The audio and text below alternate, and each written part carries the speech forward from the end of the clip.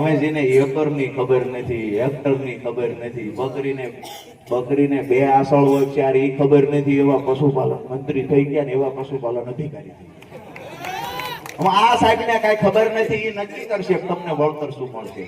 દોસ્તો વાત એ છે કે રિપોર્ટ તૈયાર થઈ ગયો, સુરેન્દ્રનગરમાં નુકસાન નથી. અમે હજારોની સંખ્યામાં ખેડૂતોને લઈ જિલ્લા ખેતીવાડી અધિકારીની ઓફિસે રજૂઆત કરી. અમે એવું કહ્યું, તમે કેટલા લોકો ત્યાં સર્વે કર્યો? એમને કીધું કે 1,21,000 ખેડૂતોને ત્યાં સર્વે થઈ ગયો છે. અમે કહ્યું કે એક ખેડૂતનું નામ આપો, અમે અહીંથી પાછા વયા જઈશું. એક ખેડૂતનું નામ અધિકારી આપી નહોતા શક્યા.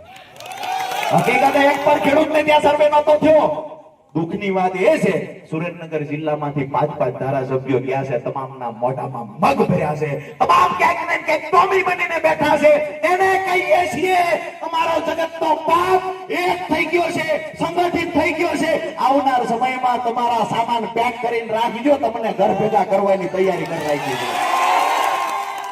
દોસ્તો, ખેતરમાં જ્યારે ખડ ઉગે છે ત્યારે એને કાઢવા માટે થઈને ક્યાંક ને ક્યાંક ભડકો દવા છાંટવી છે. મારી વાત સાચી છે?